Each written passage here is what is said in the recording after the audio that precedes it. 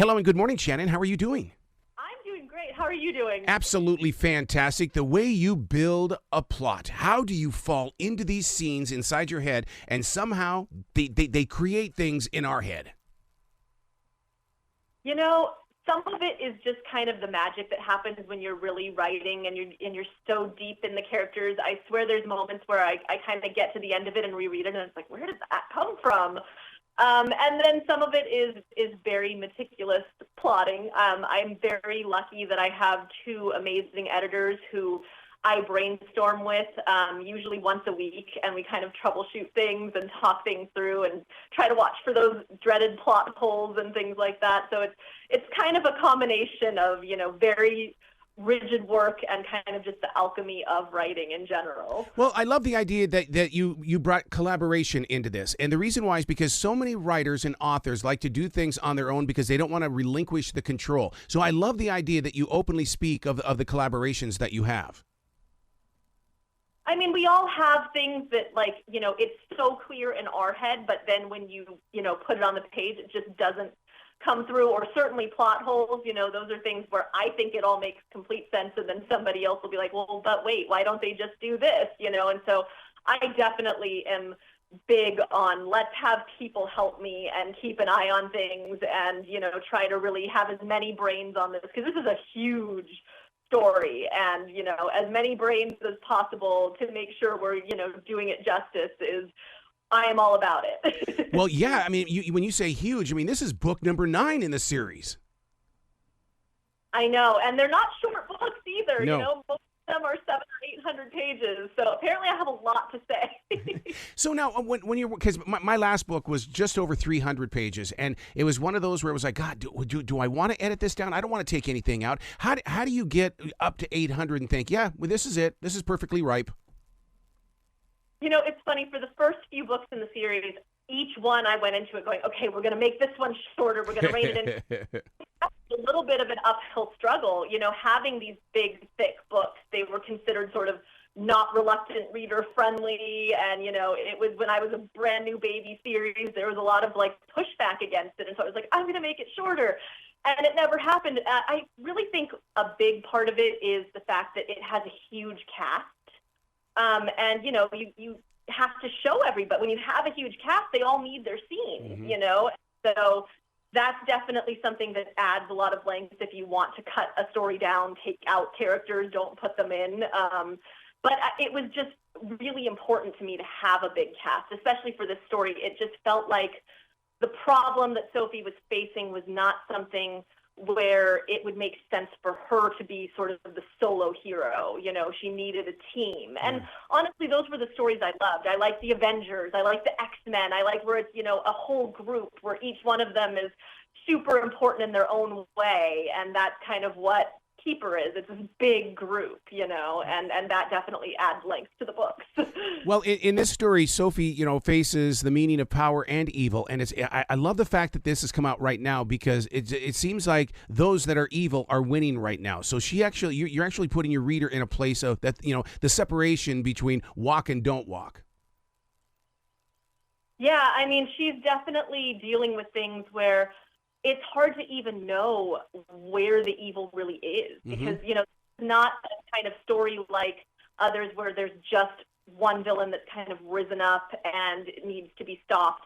This is something where the world they live in is fundamentally flawed, and the leaders have kind of been ignoring those problems for millennia. And as a result, there's these kind of dueling rebellions that have come. One that's kind of the good guys that are, they have ways of changing things that are, peaceful and things like that. That's what Sophie and her friends are a part of. And then you have these other rebels that in some ways they're not wrong. They're responding to the same problems that Sophie and her friends and all of that group are responding to, but they just tend to have much more violent solutions. And so it's really a strange space to be in, both as a writer and for the characters, because they don't know who to trust. They don't know where to turn to. They don't know exactly what the right solution is, because it's so much they run into, well, this is how it always was. And Sophie has to kind of be like, yeah, but that's wrong, and, but we don't want to do what those bad guys are doing either. And so it's there's a lot of, unintentional parallels that kind of go on with where we're at in this world today. It's almost like you sit down with a chessboard and you make a move, and then you ask the question why. And if you can't come up with the answer, then you say, okay, that's not the scene I want to write. Yeah, it's funny. I always use that analogy that I feel like a long time ago I built the chessboard, I built the pieces, I created the rules, and now as I'm writing these later books, I'm just kind of sitting down and saying, okay, so which pieces, and now that if I move this piece, then that means these things are going to happen, and if I move this piece, then that means these things are going to happen, and it's kind of just sitting back and going, what's the best move right now? What's the right things to reveal? Kind of let it unfold in a way that feels the most organic to everything else that's going on. And in your books, one thing that my wife is a school teacher, and one thing that we talked about is the fact that you are writing these books of adventure during a time when the metaverse and AIs are trying to get the imaginations of so many young readers. But yet, through the power of a paragraph, you are connecting with people in their own ways of escaping. It is the coolest thing. I mean, again, especially with the beginning of the series, with some of that pushback for them being too long or things like that, it was just like, I just kept thinking, I feel like some of these people are kind of underestimating our kids, that they're saying, like, oh, kids won't read long books. I'm like, yes, they will if you make them fun. I mean, if it's drudgery, they might not want to, but if there's adventure and characters that they love, they won't even notice how long they'll read, And so and again, it was just kind of, I wanted to tell the story accurately. I didn't want to rush it. I just wanted to give each character their moment, and that was what determined the length of the books. But it has been very cool to see that, kids will still pick up big books. They will not be intimidated by them, and they will, lose themselves in the stories and then go online and talk to all their friends about the stories, and it's amazing. Well, you make your readers believe in telepathic communications, and I totally believe in this kind of stuff. In martial arts, as a third-degree black belt, we just call it our key energy. Somebody can be 25, 30 feet away, and I can sit there and look at them, and all of a sudden you get the attention of them because I feel that there's energy in every one of us, and we're passing it forward at all times.